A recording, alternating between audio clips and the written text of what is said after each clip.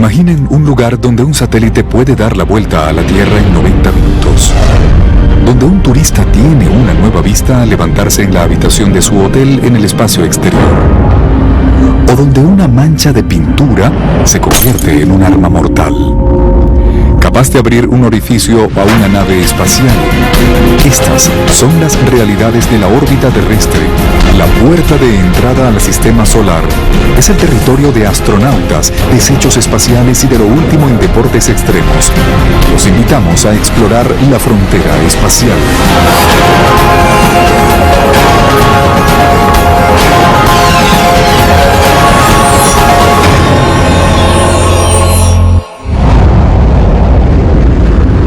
En un futuro no muy lejano, un ser humano abordará un cohete, se sentará en una plataforma abierta y viajará 200 kilómetros hacia la órbita terrestre. Equipado con un traje espacial de última tecnología, podrá escudriñar un paisaje sin precedentes con un visor cubierto de cuarzo.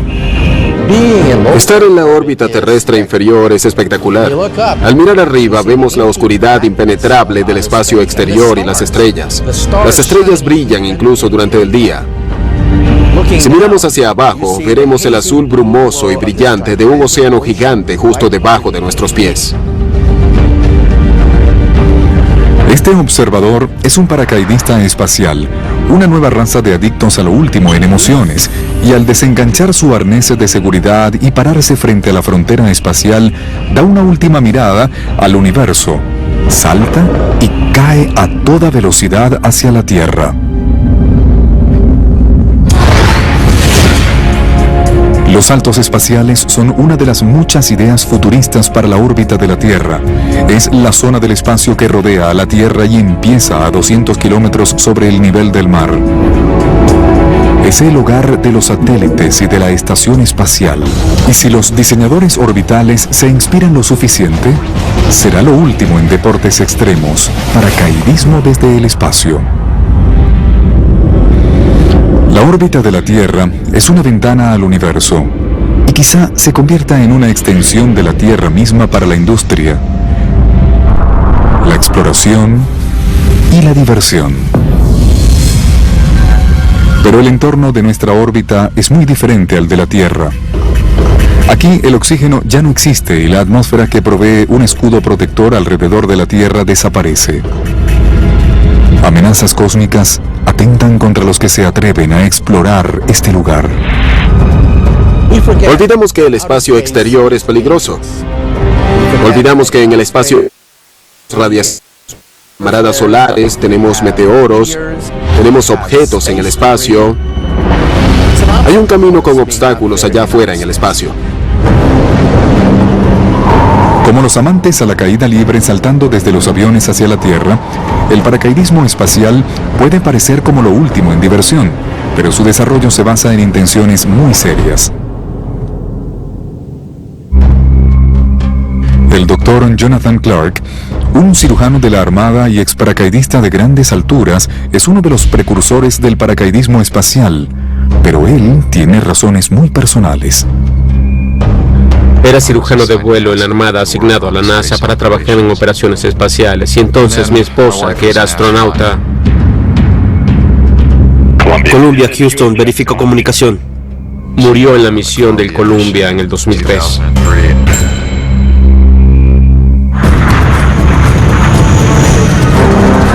Mientras que los pilotos militares frecuentemente se eyectan con seguridad de una aeronave en peligro, en la actualidad no existe un procedimiento de evacuación para que los astronautas se eyecten desde una nave espacial en el caso de una falla. En un 1% de las misiones tenemos una falla importante en los cohetes propulsores o una catástrofe en el espacio exterior.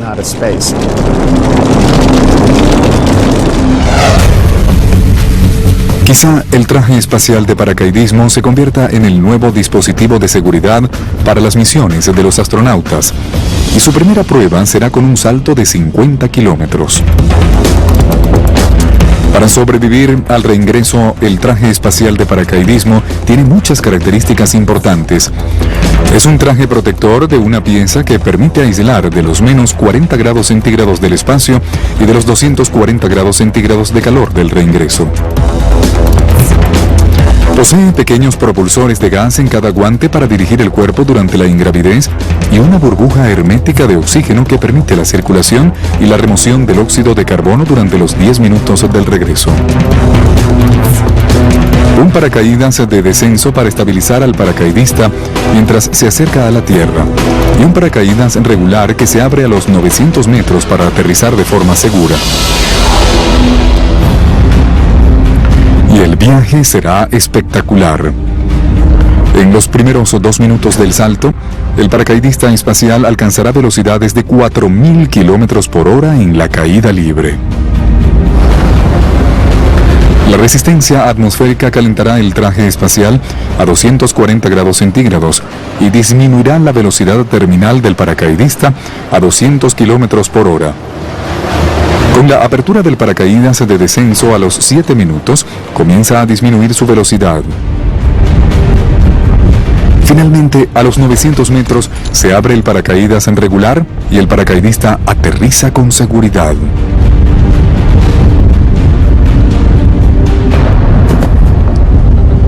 Será algo de película.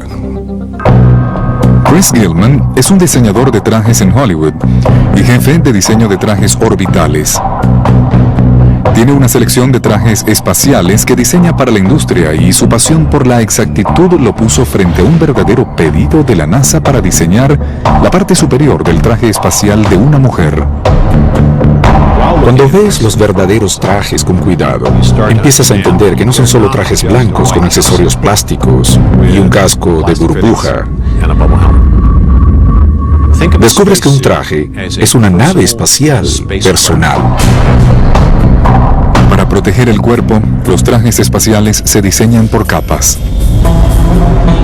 Imagina la ropa que debes utilizar si caminas por el Sahara en 2 veces el peor de sus días, para luego dar un paso y estar en el Ártico.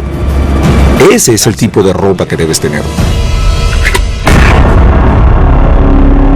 Al considerar la forma y la función de estos trajes orbitales, Gilman vuelve al pasado, a las armaduras medievales y crea diseños para el futuro.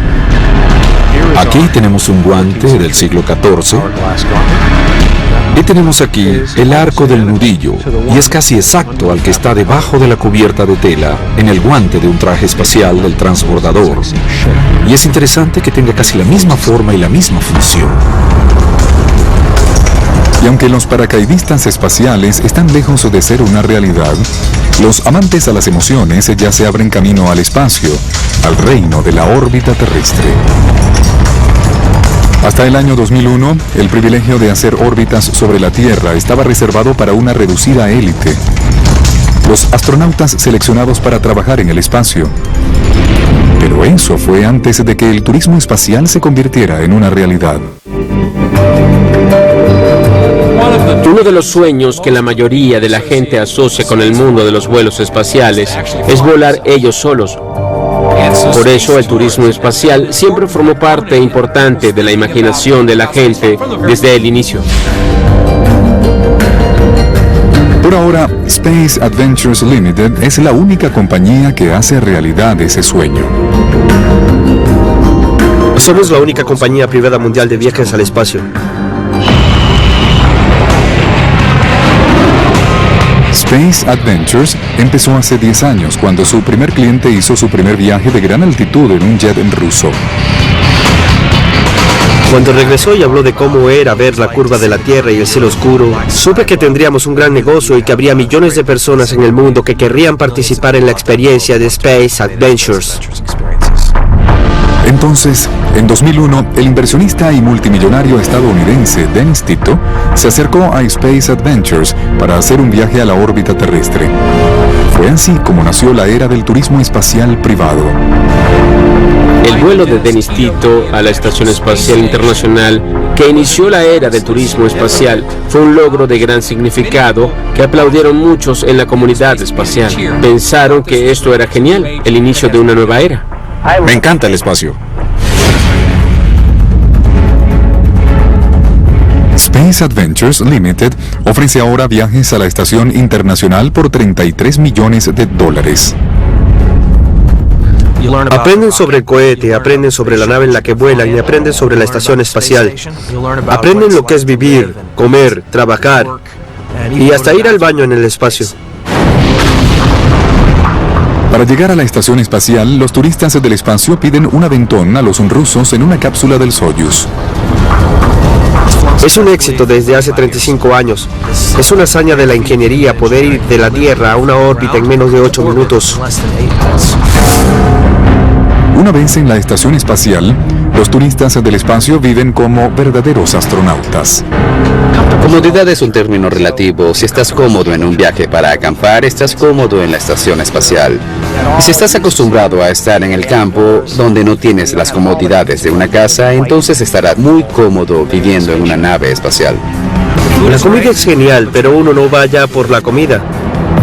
El verdadero placer del espacio es poder flotar sin la gravedad, ver a la Tierra y ser en verdad parte del futuro en la exploración espacial, y poder ver cómo es salir del planeta e ir a un lugar que muy pocos conocen.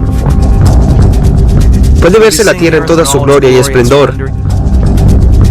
Se pueden ver 16 puestas de sol y amaneceres todos los días, porque uno viaja muy rápido alrededor de la Tierra.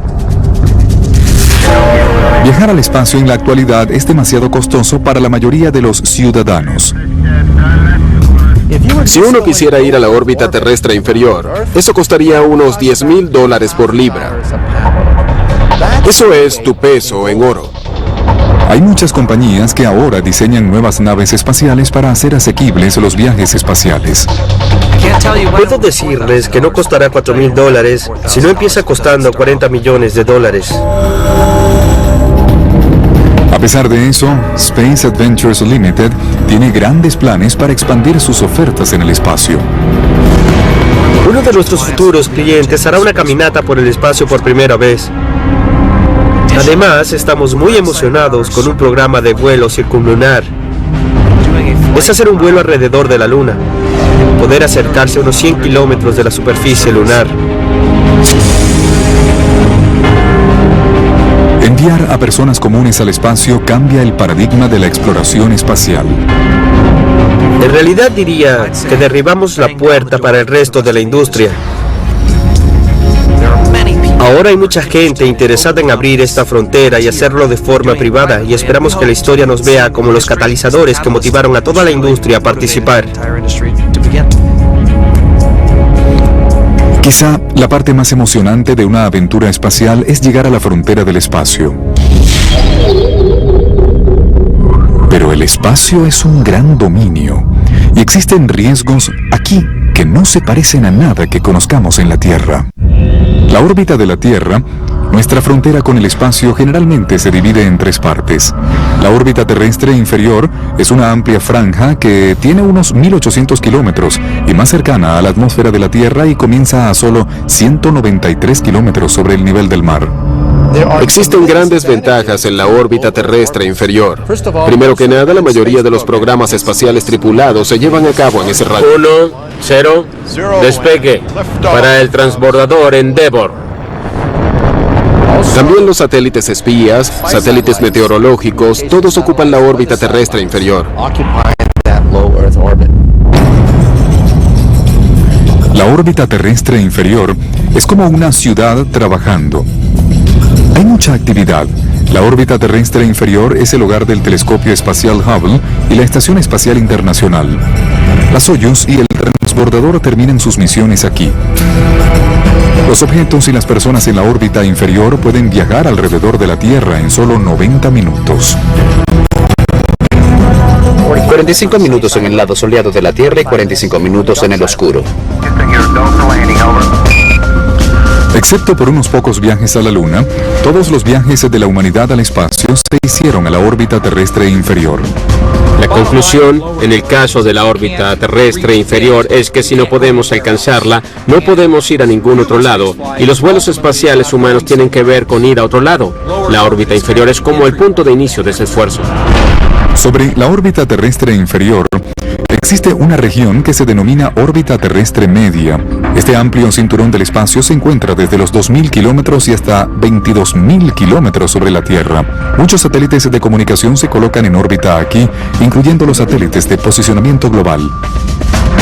Los satélites GPS orbitan la Tierra cerca de 2.000 kilómetros en lo que llamamos una órbita semisincrónica. Básicamente orbitan la Tierra 2 veces por día, una vez cada 12 horas. El satélite se coloca en 6 planos orbitales. Si pueden imaginar un globo, hay 6 órbitas equidistantes alrededor de la Tierra con cerca de 4 o 5 satélites por plano orbital. Y básicamente, eso nos da cobertura alrededor del mundo. Los satélites GPS se encuentran en esta altitud para que múltiples satélites estén a la vista desde una posición de la Tierra en cualquier momento del día. Se necesitan 4 satélites para dar con tu ubicación exacta. El primero brinda un escaneo del área, el segundo lo refina igual que el tercero, y finalmente el cuarto dice dónde estás exactamente. La órbita terrestre media también contiene los peligrosos cinturones de radiación Van Allen. Estos cinturones con partículas cargadas de mucha energía pueden poner fuera de control un satélite de $300 millones o darle a un ser humano una dosis mortal de radiación. Estos cinturones se extienden desde la Tierra en forma de anillos alargados. Los satélites se colocan cuidadosamente a altitudes específicas para evitar estos cinturones de partículas destructivas provenientes del Sol.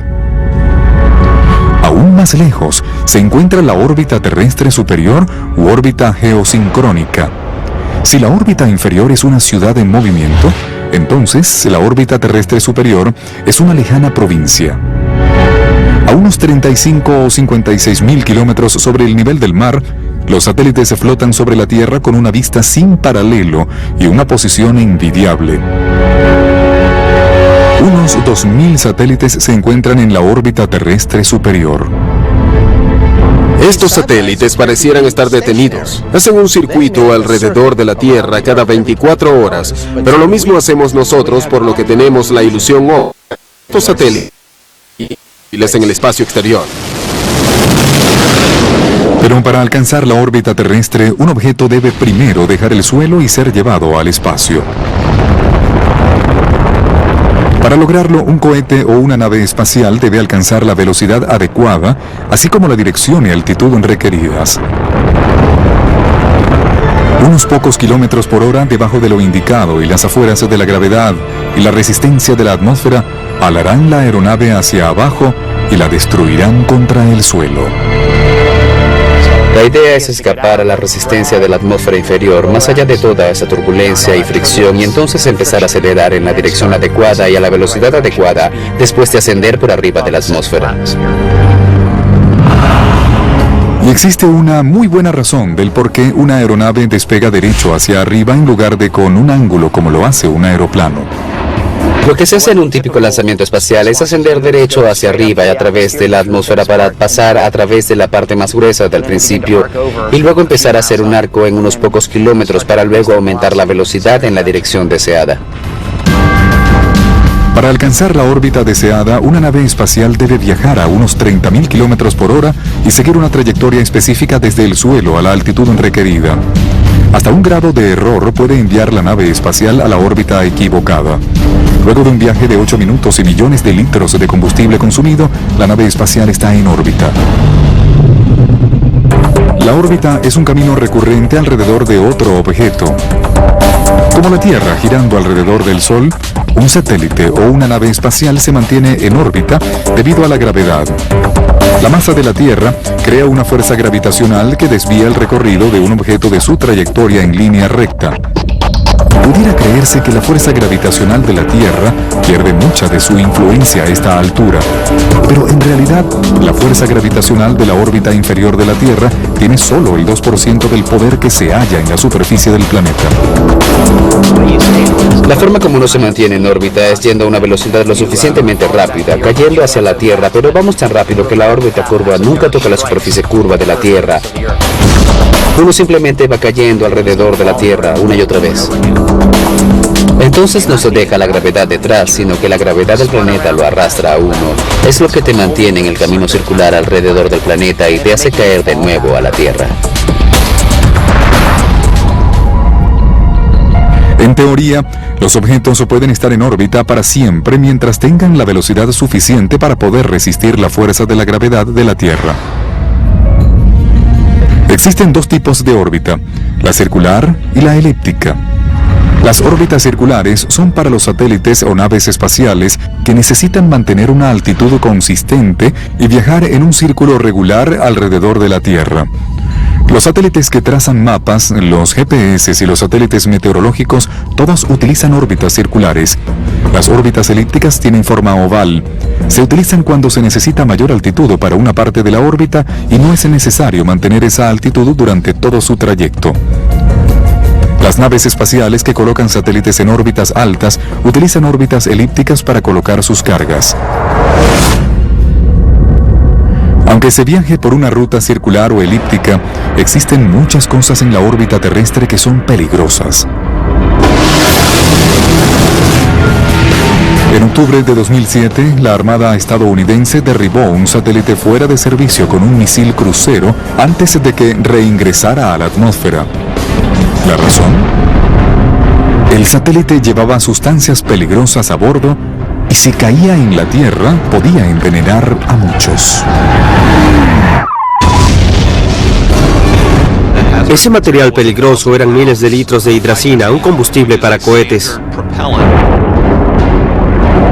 La operación se denominó Burns Frost y fue el mayor esfuerzo hasta el momento para proteger al mundo de un grave y creciente problema llamado desechos espaciales o basura espacial.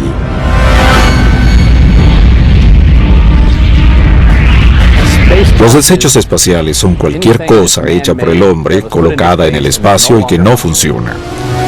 Tenemos desechos arriba desde que llegamos al espacio.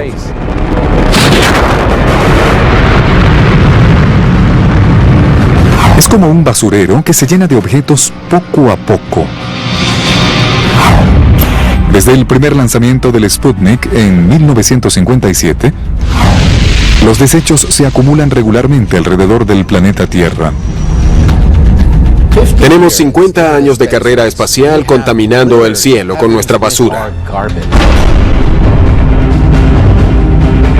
Y ahora, la órbita de la Tierra se ha convertido en un basurero de desechos peligrosos con unos 20.000 escombros. Pareciera que la Tierra estuviera rodeada de un enjambre de abejas. La mayoría de los desechos espaciales son fragmentos de cohetes, satélites fuera de servicio o pedazos de objetos desprendidos después de su lanzamiento. Atrapados en la gravedad de la Tierra, estos objetos viajan a unos 35.000 kilómetros por hora. 10 veces más rápido que una bala.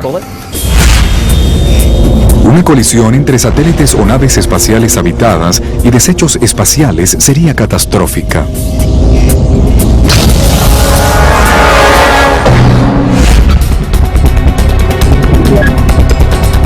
El Centro de Operaciones Espaciales Conjuntas, o JSPOC, por sus siglas en inglés, es una unidad aérea secreta de vigilancia encargada de seguir cada objeto en órbita alrededor de la Tierra, incluyendo los desechos espaciales. Utilizamos múltiples sensores diferentes del mundo, conocidos como Red de Vigilancia Espacial. Es una red de 29 estaciones alrededor del mundo con radares así como telescopios ópticos que controlan unos 18.000 objetos espaciales hechos por el hombre. Eso incluye tanto satélites activos como satélites muertos, partes de cohetes, así como desechos y objetos que simplemente se desprendieron. Si chocaran, sería catastrófico.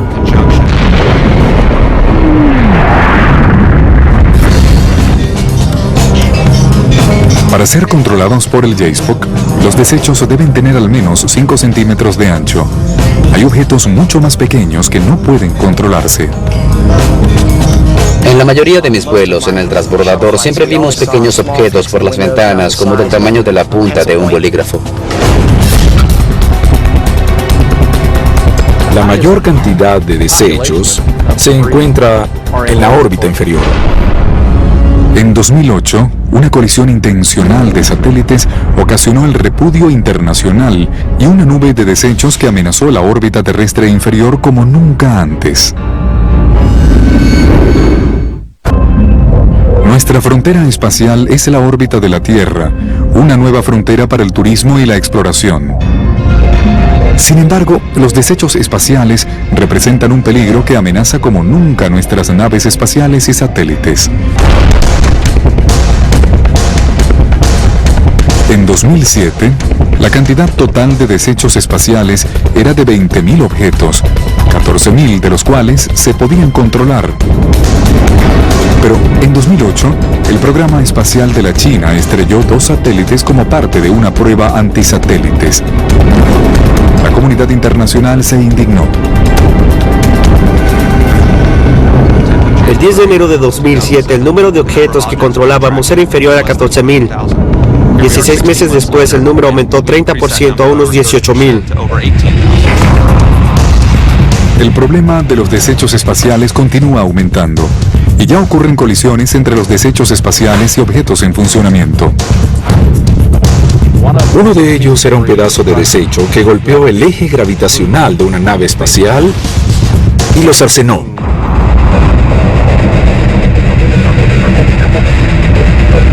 Para evitar colisiones en el futuro, el Centro de Operaciones Espaciales está en contacto permanente con la NASA y otras entidades espaciales internacionales para dar a conocer cuándo una nave espacial o un satélite pueda estar en peligro. Así se puede maniobrar la nave espacial alrededor de los desechos, tal como lo hace un barco al esquivar peligros en el mar.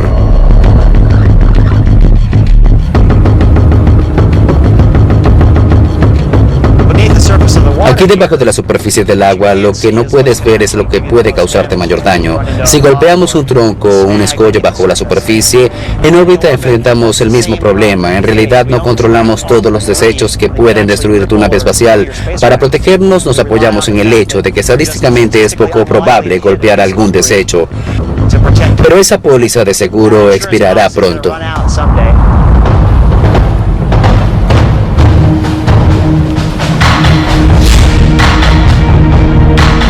Por fortuna, no han ocurrido colisiones catastróficas entre naves espaciales habitadas y desechos espaciales aún.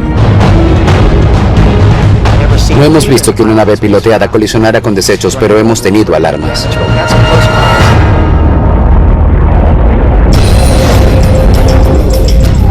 Los objetos, sin importar su tamaño, siempre están en peligro de salirse de sus órbitas por el debilitamiento orbital. Esto ocurre cuando un objeto pierde velocidad por fricción y es atraído a la Tierra. La atmosférica es la causa principal del debilitamiento orbital. Es como un ciclista en la calle. Cuando uno pedalea a una velocidad constante, uno equilibra el poder muscular con la resistencia de las llantas en el suelo y la resistencia del aire que se atraviesa. Se vence esa resistencia en una bicicleta mediante los músculos y en el espacio al encender los cohetes para impulsarse hacia adelante. Agregamos velocidad y se vence la resistencia del aire. Es lo que sucede en el espacio para evitar que la estación espacial caiga hacia la Tierra y se queme. Si uno deja de agregar empuje, la resistencia del aire nos detiene o se cae de regreso en la atmósfera y reingresamos.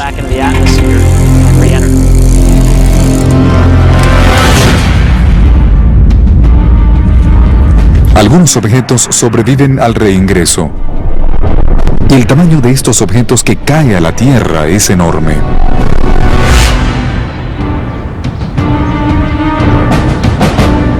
En los últimos 40 años, 17.000 objetos de desechos sobrevivieron al reingreso. En 1997, un tanque de acero inoxidable de unos 260 kilogramos aterrizó a unos 45 metros de la casa de un granjero en Texas, lo cual no lo complació mucho. Si un objeto de desecho sobrevive el reingreso, viaja a velocidades subsónicas de 200 km por hora hasta llegar al suelo. Hubo un objeto que cayó en Ciudad del Cabo, Sudáfrica. En ese caso fue durante el día. Había gente afuera trabajando en el campo. Miraron hacia arriba y vieron este material que descendía. La Corporación Aeroespacial en el Segundo California es una empresa que recoge y estudia los desechos espaciales para los militares y las compañías privadas. Este es un pedazo de lo que fue un desecho espacial. Esto era parte de un cohete que se utilizó para colocar un satélite GPS en órbita. Aquí podemos ver los soportes que se derritieron mientras descendía. Cortamos algunas muestras aquí para tratar de entender lo que sucedió en esta área y qué tan caliente se puso. Usamos esa información para mejorar nuestros modelos.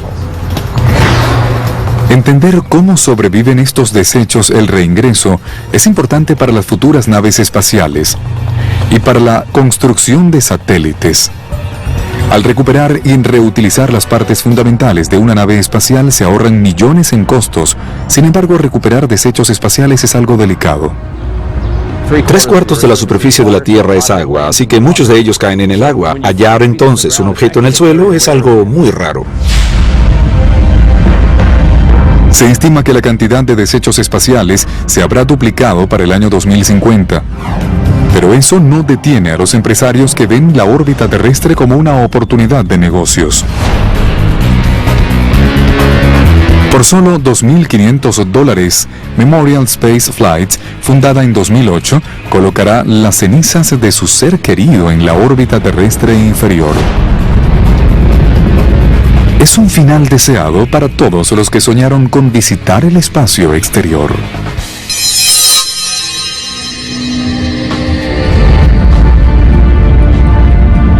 Esta es solo una de las muchas ideas que los empresarios desarrollan para la órbita de la Tierra.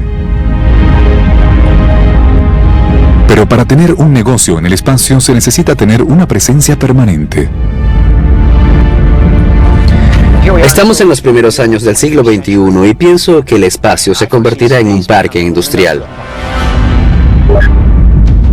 El Skylab, la Mir y ahora la Estación Espacial Internacional, todos tienen espacios para estadía y experimentos a largo plazo en el espacio. Pero, ¿si las compañías privadas también tuvieran naves espaciales alrededor de la Tierra? Creo que somos la primera compañía que desarrolla este tipo de estructuras.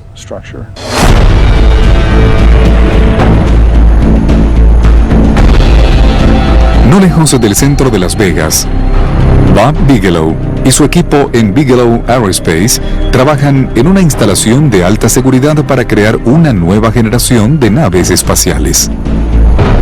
Estoy viviendo una fantasía de niños, es lo que es. Y creo que estamos involucrados en algo muy importante. La industria privada también explora las oportunidades de nuestra frontera espacial. Bigelow Aerospace diseña vehículos de trabajo inflable llamados Genesis para lanzarlos a la órbita terrestre. La tecnología se obtuvo de la NASA. Hay un artículo sobre la tecnología en la que trabaja la NASA y pensé, Dios, esto es genial. La NASA creó un módulo inflable, un espacio llamado TransHab, y va a ser agregada a la estación espacial para darle más espacio habitable. Pero la NASA no llevó a cabo ese plan. Finalmente, después de muchos años, adquirimos las licencias de las patentes de la NASA.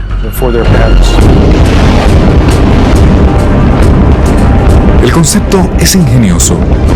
La nave espacial de Bigelow es un tanque inflable que entra en la nariz de un cohete no tripulado durante el despegue, luego se expande unas 3 veces su tamaño con toda su capacidad una vez que se le coloca en órbita. Es un cohete transportador. Se tiene un espacio limitado. Es como una botella. Es tan grande como se ve, es todo. Pero si se lanza algo en ese volumen que luego podrá triplicar su tamaño, tenemos mucho más espacio para hacer cosas. Utilizamos gas comprimido para expandirlo y darle su forma. La nave espacial inflable puede adaptarse a cualquier requerimiento del cliente. Laboratorio de investigación, manufactura, hotel espacial, todas son industrias nacientes de la órbita terrestre. Podemos albergar a una gran variedad de clientes y ellos solo pagan por el tiempo específico que necesitan. La nave espacial se arma a partir de materiales resistentes pero flexibles, denominados sistemas de elementos blandos. Conducimos sobre elementos blandos. Uno conduce sobre neumáticos. Los sistemas inflables pueden ser muy confiables y muy fuertes. Bigelow no se preocupa por su sistema de lanzamiento. Los 18 cohetes Neper que emplea son los que utilizan los rusos para sus cargas más importantes. Ellos tienen unos 1100 de esos cohetes con cabezas nucleares en estos momentos. No fallaremos por problemas en el cohete.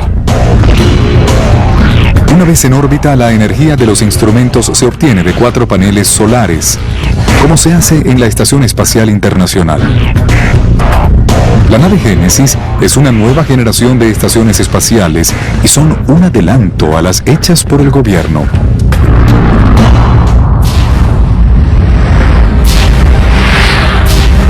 Lo que queremos de tener éxito es una nave más segura para que los humanos la ocupen. Algo mejor que las latas de aluminio. Nuestra estructura inflable en forma de cáscara es adecuada para protegerse de cualquier tipo de efectos térmicos, micrometeoritos, radiación.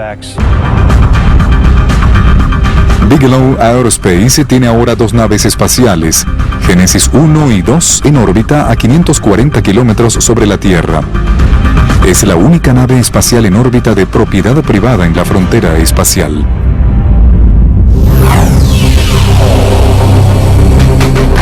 Lanzar una nave espacial a la órbita terrestre es solo uno de los retos.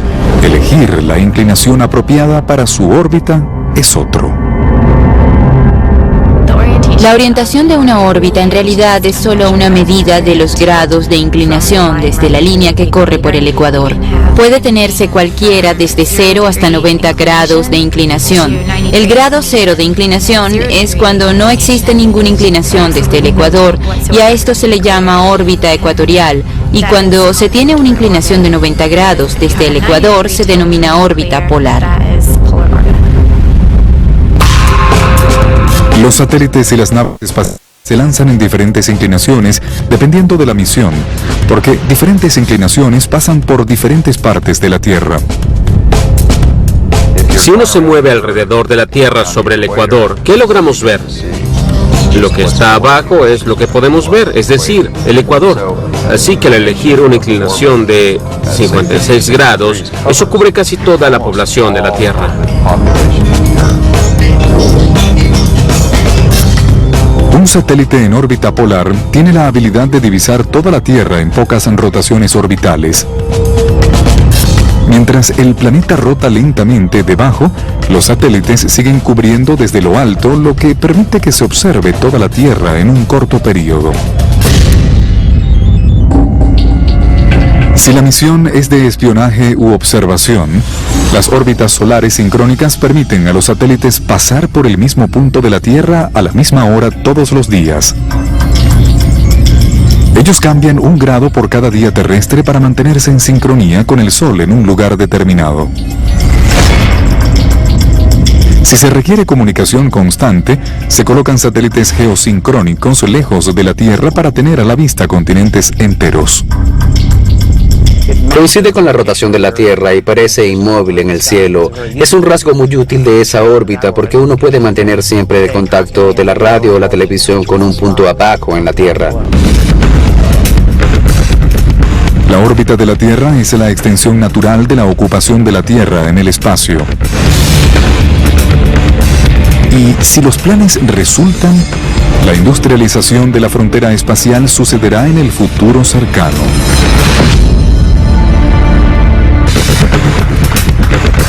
Fue solo hace unos 40 años cuando John Glenn entró en la órbita terrestre. Lo que en los siguientes 50 o 100 años nos ofrezca el futuro de la órbita terrestre es tan emocionante como lo que fue una caminata en la Luna para una generación.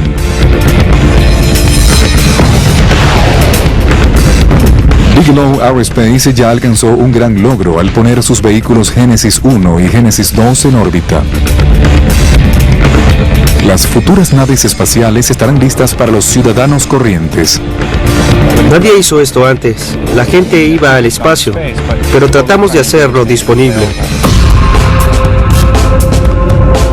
Se denomina Sundancer, un espacio habitable de 300 metros cúbicos que tendrá la capacidad para mantener con vida a 3 humanos indefinidamente. Hay que colocar mucho equipo para mantener la vida y asegurarnos de que el entorno es sostenible para una tripulación de 3 personas. Y eso significa un sistema de concentración de aire que provea oxígeno. La remoción del CO2 en toda el área, con Una nave espacial Sundancer ofrece más espacio del que existe a disposición en toda la Estación Espacial Internacional. Con el tiempo, diferentes vehículos se conectarán como juguetes armables para disponer de mayores instalaciones. La forma elegida dependerá del propósito y la misión de la nave. Pero como los pioneros que parten a surcar los mares en busca de nuevas tierras, esto es un territorio desconocido.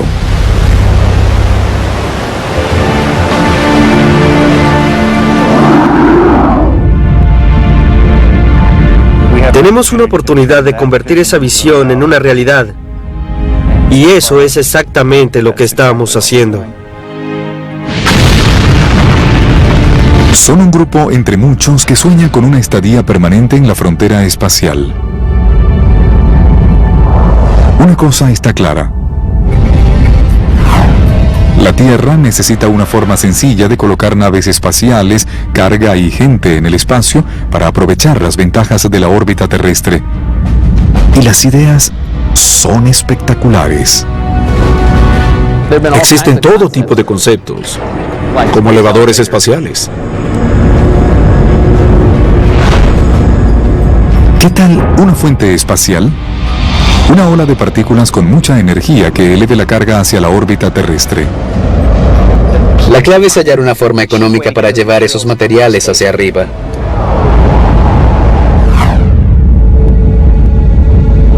O quizá los recursos del espacio se puedan explotar con una nave en órbita sobre la Tierra. Utilizar los recursos de la Luna y de los asteroides cercanos para construir cosas en el espacio sin tener que gastar el dinero para transportarlos desde la Tierra. Por ejemplo, Lewis y Clark, cuando cruzaron el territorio norteamericano, no transportaron toda el agua y la madera con ellos de San Luis desde el camino oeste, usaron lo que hallaron en el camino. El regalo más grande de la órbita terrestre podría ser la energía para mantenerse. Imaginen una serie de paneles solares que generen la energía suficiente para iluminar un continente. Esa es quizá una de las posibilidades más prometedoras que se buscarán en los próximos 50 años en el espacio, hallar una forma de hacer colectores solares económicos y luego hacer antenas receptoras en el suelo para que podamos usar energía solar inagotable y reducir así nuestra dependencia de los combustibles no renovables y la energía que tenemos en la Tierra. Una cosa es cierta. La frontera espacial es la puerta a futuras exploraciones. Un punto de parada para los destinos de todo el universo. Estoy muy emocionado con un futuro a décadas del presente en el que la Tierra sea un verdadero jardín del Edén para la humanidad, en el que cuidemos de nuestro planeta, de nuestros parques, de nuestra felicidad, en el que las cosas que amamos de la Tierra puedan preservarse. Y que todo lo que hagamos relacionado con manufactura y extracción de recursos, energía y minería, que todo eso se realice en el espacio. Y por supuesto que la órbita terrestre sea la entrada de todo el sistema solar.